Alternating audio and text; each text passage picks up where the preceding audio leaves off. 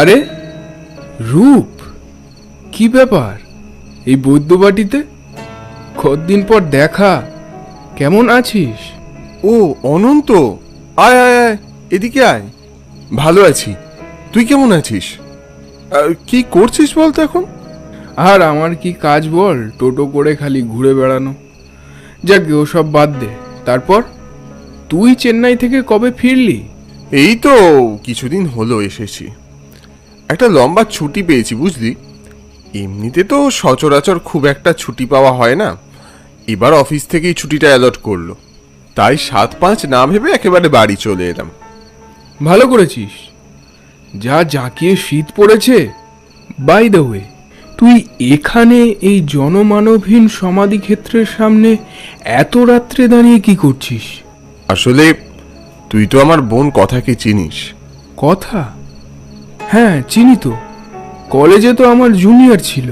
হ্যাঁ, আসলে কথারই এক বন্ধু সালোমি বছর কয়েক আগে একটা অ্যাক্সিডেন্টে মারা যায়। তারপর থেকে প্রতি বছর কথা এই দিনে এখানে আসে।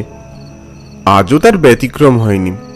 আমি এখানে আছি, তাই কথাকে আর একা আসতে দিলাম না, এবার আমি নিয়ে এলাম। সালোমি? বুঝলাম। তা কথা কেমন আছে এখন? ভালো আছে, একটা এমএনসিতে কাজ করছে। ভালো ভালো। ঠিক আছে রূপ, আজ আসি তাহলে। একদিন সময় করে আবার কথা হবে না হয়?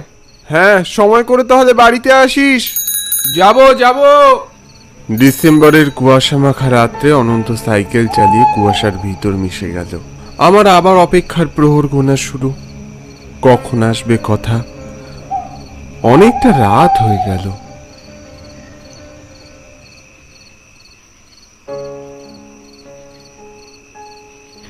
সালোমি, তুই কেন ওইভাবে আমাকে ছেড়ে চলে গেলি? I miss you so much dear. তবে আমি জানি তুই আমার সাথে আজও আছিস। তোর সাথে কাটানো মুহূর্তগুলো আরো কত ভালো হতে পারত, কিন্তু কিন্তু আমি আজও নিজেকে ক্ষমা করতে পারিনি সালোমি। কথা কথা চলে আয়। দেখো, অনেক রাত হয়ে গেল, এরপর আর গাড়িও পাবো না। কথা। চলো, অনেকটা রাত হয়ে গেল না? আমি খেয়ালই করিনি। আচ্ছা কথা, তুই প্রতি বছর এখানে এসে কি পাস বলতো? বারবার এখানে এসে শুধু শুধু নিজেকে কষ্ট দিস কেন? দাদা, ছাড়ো না সেসব কথা। বেশ, ঠিক আছে, বলবো না। আমি সত্যি সত্যি কথাকে কিছু আর বললাম না। এই যে দাঁড়ান দাঁড়ান দাদা, যাবো। অসুস্থতলা যাবেন? হ্যাঁ যাবো, উঠুন। আচ্ছা আচ্ছা, দাঁড়ান। রিকশায় বসে কথার দিকে চেয়ে রইলাম। ও যে আজও কতটা ব্যথিত, ওকে এত কাছ থেকে না দেখলে কেউ বিশ্বাস করতে পারবে না। তুই আবার কাঁদছিস কথা? কি করব দাদা, আমি ভাবি আমার মতো সালোমিরও তো একটা ব্রাইট ফিউচার হবার কথা ছিল। আমি আরও সেই স্কুলবেলা থেকে একসাথে বড় হয়েছি। আমরা দুজনেই ক্লাসে একে অপরকে টেক্কা দিতাম, কলেজে এর অন্যথা হয়নি। আজও চলে যাওয়ার পর বুঝি ওর অস্তিত্বটা কতটা গভীর। আমার সাথে টেক্কা দেওয়ার মতো আর কেউ থাকলো না। চুপ কর কথা, চুপ কর। যা হবার তা হয়ে গেছে। তুই তো অদৃষ্টকে পাল্টাতে পারবি না। এই প্রসঙ্গটা এখন থাক। এই শোন না, কিছুক্ষণ আগে অনন্তর সাথে দেখা হয়েছিল জানিস? অনন্ত? ও, অনন্তদা? আরে হ্যাঁ, কলেজে তোর সিনিয়র ছিল, আমার সাথে পড়তো তো একসাথে। ওই 2-4টে কথা হলো। এখন ওই ভ্যাগাব্যান্ডের মতো ঘুরে বেড়ায়, কাজবাজ কিছু করে বলেও মনে হলো না। ও, আমার অনন্তদার সাথে বহুদিন দেখা সাক্ষাৎ হয়নি যদিও।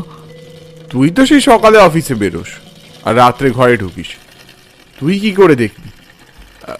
দাদা, এই সামনে ডান দিকে করে রাখবেন, বাড়িতে মা বাবা তো বেরিয়ে গেল মেজমাসির বাড়ি, দুদিনের আগে আসবে না। এবার বল তো আজকে রাত্রে কি খাবি? আমি নিজের হাতে তোর জন্য তৈরি করব। বাবা, তুই আবার রান্না কবে থেকে শিখলি? দেখ, চেন্নাইতে আমায় একা থাকতে হয়, তাই ইউটিউব দেখে বেশ কিছু রেসিপি শিখেছি। দাঁড়া, আজ বরং তোকে আমি চিকেন রেজালা করে খাওয়াবো। আচ্ছা আচ্ছা, বেশ, খাওয়াস।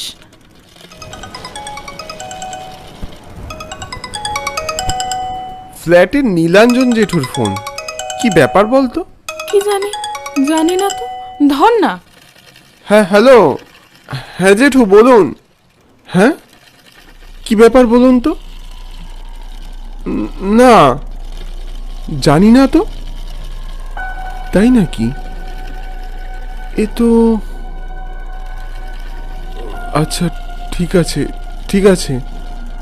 না না, আমি ফিরে আসছি এক্ষুনি। কি ব্যাপার দাদা, কিছু হয়েছে? নীলাঞ্জন জেঠু বললেন আমাদের সাবধানে থাকতে। শহরে নাকি নতুন আতঙ্ক ছড়িয়েছে। আতঙ্ক? আরো বললেন গতকাল থেকে এই শহরের আর আশপাশের শহরে নাকি আমাদের বয়সী বেশ কিছু ছেলে মেয়ে নাকি মিসিং। পাশের পাড়ার অঙ্গনাও নাকি হঠাৎ কিছুক্ষণ আগে থেকে নিখোঁজ হয়েছে। কি বলছো কি? ও তো আমার কলেজের ক্লাসমেট ছিল। ও আচ্ছা, তাই নাকি? ব্যাপারটা তাহলে সিরিয়াস। ব্যাস ব্যাস দাদা, এখানেই দাঁড় করান। ভাড়া মিটিয়ে ফ্ল্যাটে ঢুকতে যাব, ঠিক সেই সময় পাশের পাড়ার দুর্লভদা, অঙ্গনার দাদা এগিয়ে এলো। দুর্লভদা যার পরনাই চিন্তিত, সন্ত্রস্ত। ওনার হাত পা রীতিমতো কাঁপছে।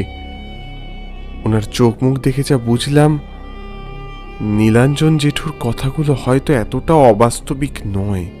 হ্যাঁ বলো দুর্লভদা। নীলাঞ্জন জেঠু আমায় এক্ষুনি ফোন করেছিল। অঙ্গনার ব্যাপারে কি সব শুনলাম। রূপ, বড্ড অসহায় লাগছে রে। আমার বোনটা আদেও আর বাড়ি ফিরবে তো?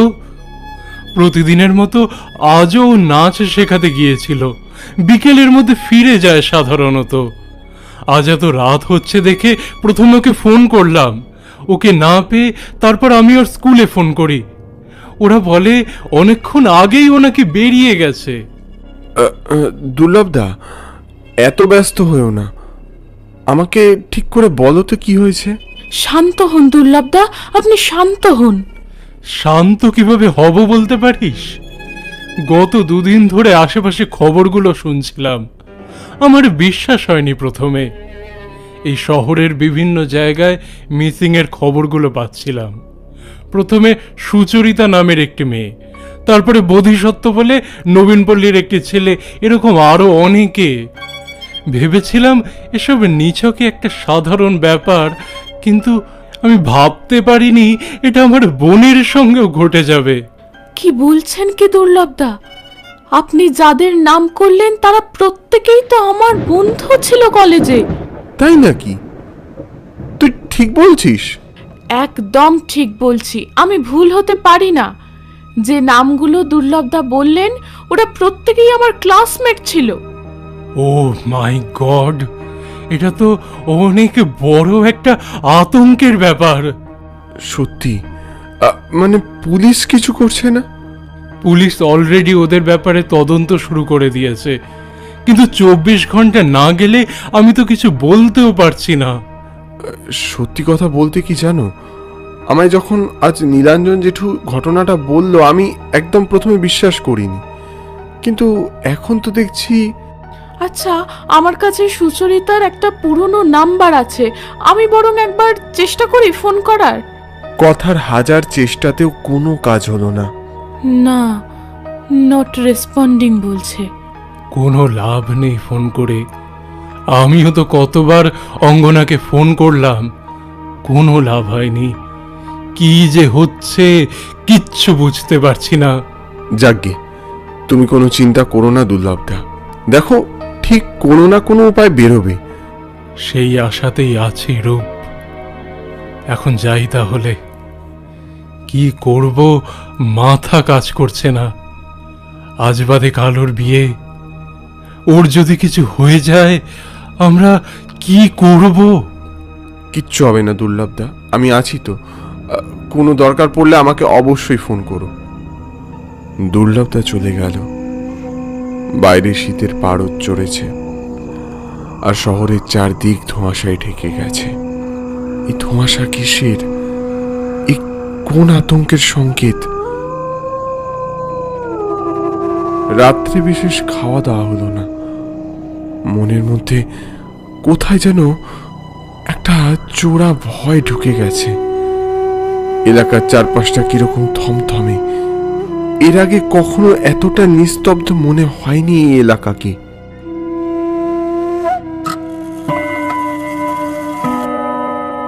অনেক রাত্রে একটা অস্বস্তিতে ঘুমটা ভেঙে গেল। কম্বলটা কখন গা থেকে সরে গেছে। ঘড়িতে 2টোর ঘন্টা পড়ছে পর পর। ঘোর কাটতেই বুঝতে পারলাম সদরের দরজায় অনবরত কলিং বেল বেজে চলেছে। হঠাৎ বুকটা ছ্যাঁত করে উঠল। কি ব্যাপার? এত রাত্রে কে কলিং বেল বাজাচ্ছে? মনের মধ্যে একটু সংকোচ নিয়ে এগিয়ে গেলাম। রূপ, রূপ! আচমকায় একদম অবাক হয়ে দেখলাম অনন্ত দরজার কাছে এসে প্রচন্ড জোরে হাঁপাচ্ছে। অনন্ত, কি ব্যাপার? তুই এত রাত্রে?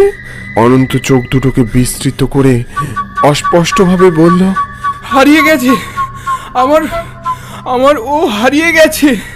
এসব কি বলছিস অনন্ত?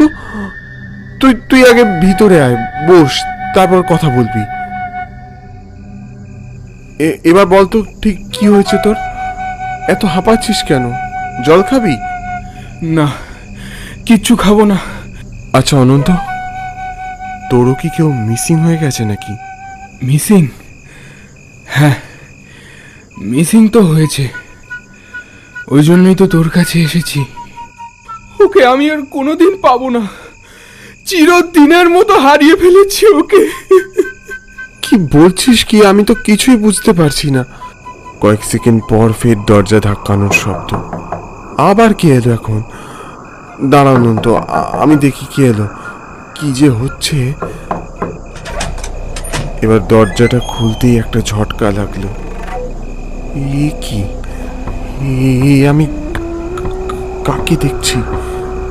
অঙ্গনা! ওর চোখ মুখের কি করুণ পরিণতি! অঙ্গনার পরেও আরো কয়েকজন সামনে এলো। এরা কারা? এইসব এইসব কি হচ্ছে এখানে? অঙ্গনা, অঙ্গনা, তুমি এখানে কি করছো?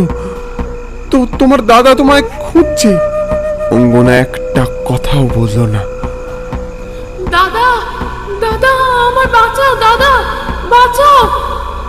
তৎক্ষণাৎ কথার চিৎকার ঘরের ভিতর থেকে ভেসে এলো। ছুটতে ভিতরের ঘরে যেতেই চমকে উঠলাম। এই কি ভয়ঙ্কর কাণ্ড! বিছানার ওপর কোন এক অদৃশ্য মায়া বলে কথার শরীর ভাসছে। দাদা, দাদা, আমায় বাঁচাও, দাদা! কোণে অন্ধকারে আরো 4-5 জনকে লক্ষ্য করলাম, সাথে অঙ্গনাও। ওদেরকে দেখে মনে হলো কি নিদারুণ যন্ত্রণা পাচ্ছে যেন ওরা প্রতি মুহূর্তে। এখানে কি হচ্ছে? আমায় কেউ বলবে দয়া করে? আমি বলছি, সব বলছি। আজ সবাইকে শেষ করব বলে আমি এসেছি। অনন্ত, তুই? কি চেহারা হয়েছে তোর? হ্যাঁ, আমি অনেক সহ্য করেছি। আমার ভালোবাসাকে যারা গলা টিপে খুন করেছে, আজ আজ তাদের শেষ দিন। এসব কি বলছিস তুই অনন্ত? ঠিক বলছি, একদম ঠিক বলছি। আমার সারা জীবনটা ছারখার করে দিয়েছে এরা। যাকে ভালোবাসতাম তাকেই শেষ করে দিল সবাই মিলে। কাকে কাকে ভালোবাসতিস তুই? কার কথা বলছিস? সালোমি। সালমি? হ্যাঁ, কেউ জানে না। আমরা একে অপরকে কত ভালোবাসতাম, কিন্তু সালুমির কাছে সব থেকে আগে ছিল ওর পড়াশোনা, ওর কেরিয়ার। তোর বোন ছিল ওর সব থেকে বড় প্রতিযোগী। সেবার ফাইনাল পরীক্ষার আগে ওর শরীর খারাপ, একটুও পড়া হয়নি। সেবার ওর আর র্যাঙ্ক করা হলো না, ওকে ফেলে এগিয়ে গেল কথা রায়, বোধিসত্ত্ব মুখার্জি, অঙ্গনা গোস্বামী, অর্ণব হালদার, সুচরিতা মণ্ডল। রেজাল্ট বেরোতেই ওকে টিটকিরি শুনতে হলো। তারপরের দিন ওর মৃত্যুর খবর সারা কলেজে ছড়িয়ে পড়েছে। আমি মনে মনে ভেঙে পড়েছি। বছরের পর বছর ওকে না ভোলার যন্ত্রণা আমায় শেষ করে দিয়েছে। এক সপ্তাহ আগে আমি নিজেকে শেষ করে দেওয়ার সিদ্ধান্ত নিলাম। ঝাঁপিয়ে পড়লাম নদীর জলে। মৃত্যুর পর থেকেই আমার একটাই উদ্দেশ্য, ওদেরকে শেষ করা। কি বলছিস তুই অনন্ত এসব? ভয় আমার হাত পা সিঁধিয়ে গেল। অনন্তর চোখ লাল, সারা শরীর বিবর্ণ ফ্যাকাশে। ওর ওই পৈশাচিক শরীরের সমস্ত শক্তি দিয়ে সবাইকে যেন মেরে ফেলার জন্য উঠে পড়ে লেগেছে। ঠিক সেই সময় অন্ধকার ঘর আলো করে কে যেন বলে উঠল, ওদেরকে ছেড়ে দাও, ওদেরকে ছেড়ে দাও অনন্ত, ওরা কেউ কিছু করেনি। অনন্ত যেন আত্মহারা হয়ে গেল। সালোমি, সালোমি, তুমি এসেছো। মৃত্যুর পরেও তোমায় কোথায় কোথায় খুঁজেছি তুমি জানো? তোমার মৃত্যুর জন্য ওরা সবাই দায়ী, আর তুমি বলছো ওদেরকে ছেড়ে দিতে। আমাকে এখান থেকে নামাও, আমাকে এখান থেকে নামাও। অলৌকিকভাবে কথা বিছানার মধ্যে ছিটকে পড়ল, তারপর ছুটে গেল সালোমির দিকে। সালোমি, সালোমি, কেমন আছিস তুই? তোকে আমি কত মিস করি তুই জানিস? সালোমির চোখ দিয়ে দু ফোঁটা জল গড়াচ্ছে তখন। আমি জানি, আমি সব জানি অনন্ত। আমার মৃত্যুর জন্য ওরা কেউ দায়ী নয়। তুমি ভুল জানতে, তোমার ভুল হয়েছিল। সেদিন কেউ আমায় টিটকিরি করেনি। খারাপ রেজাল্ট হওয়ার জন্য আমি নিজেই সেদিন বিষণ্ণ ছিলাম, ভুল বুঝেছিলাম ওদের। তারপর বেখেয়ালি রাস্তা পার হতে গিয়ে অ্যাক্সিডেন্টের কবলে পড়ি। ওদের কোনো দোষ নেই অনন্ত, ওদের ছেড়ে দাও। আর মনে রেখো, সব সময় আমি তোমার পাশে আছি। এরপর সালোমি হাওয়ায় কোথায় যেন মিশে গেল। এখন অপার্থিব অনন্তর চোখেও জল। রূপ, কথা, আমায় আমায় তোরা ক্ষমা করিস। বিদায়। দূরে চাঁদের পাশে মেঘ সরে গেছে অনেকক্ষণ। রাত কেটে ভোর হলো, একটা নতুন ভোর। নদী থেকে অনন্তর বডিটা তোলা হয়েছে।